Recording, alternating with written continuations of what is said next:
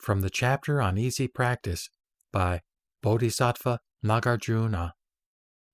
Commentary on the Ten Bodhisattva Stages, Volume 5, composed by Nagarjuna, the sage, and translated by the latter Shin dynasty Tripitaka master Kumarajiva of Kucha. Chapter 9, Easy Practice. Question. The prerequisites for a Bodhisattva's entry into the stage of non-retrogression have been explained in the preceding chapter. In order to attain the stage of non-retrogression, however, one is required to perform many difficult practices over a long period of time. Even then, the Bodhisattva may fall into the state of Shravaka or that of Pratyeka Buddha. If so, it would be a great loss, as I explain in Aid to Enlightenment.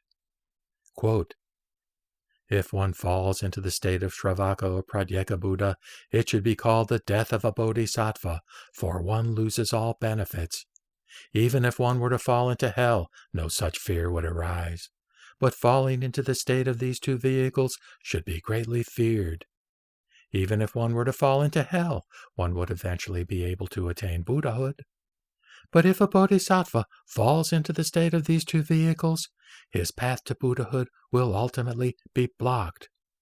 The Buddha himself expounds in a sutra that a person greedily clinging to life will greatly fear being decapitated. Likewise with the Bodhisattva.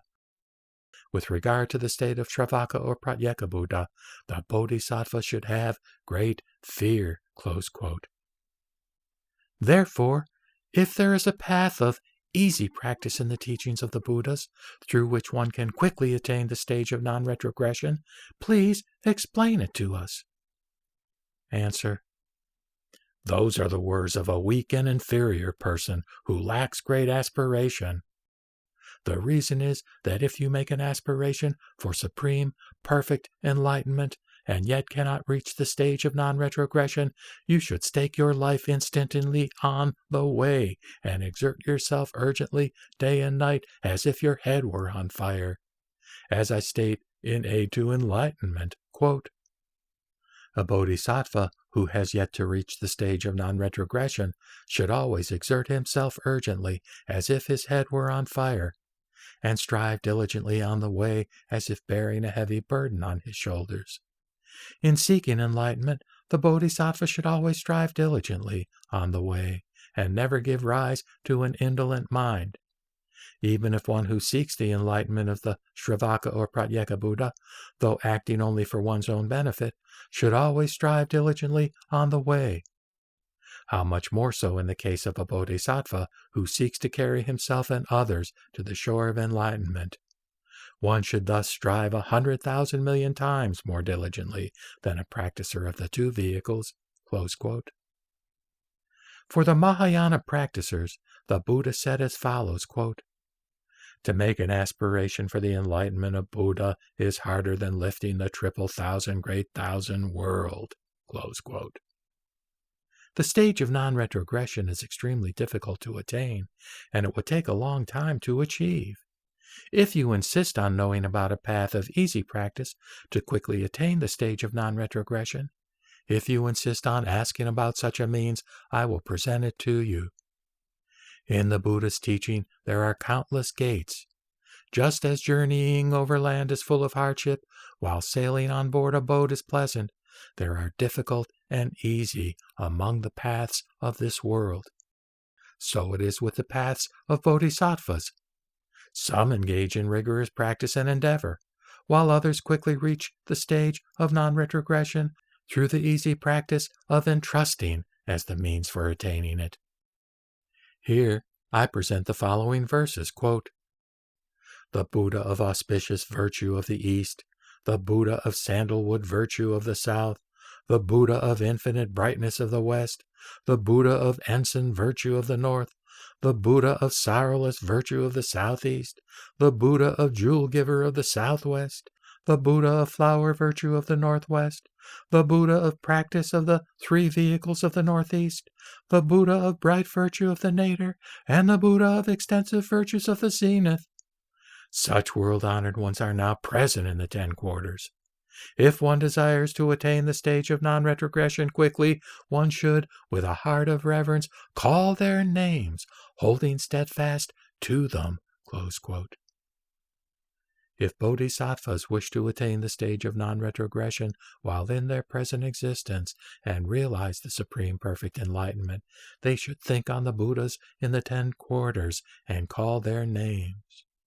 It is as expounded in the chapter on non-retrogression of the Sutra on the Questions of the Lord Ratnachandra.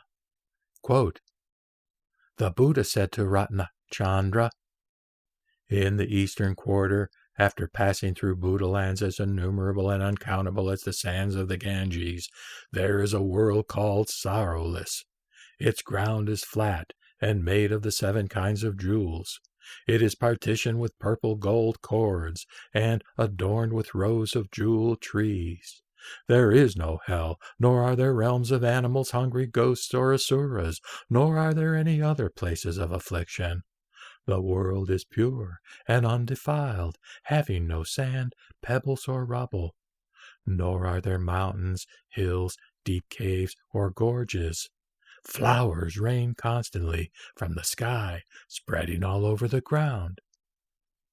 At the present time there lives a Buddha called Auspicious Virtue, the Tathagata, Arhat, perfectly enlightened one possessed of perfect knowledge and practice, well gone, one having good knowledge of the world, unsurpassed one, tamer of people, teacher of devas and humans, Buddha and world-honored one.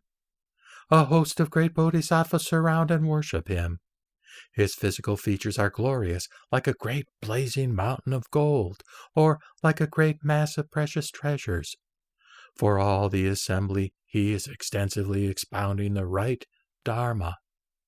Since he is well versed, his words are meaningful from beginning to end, and not intermingled with any teachings other than the Mahayana.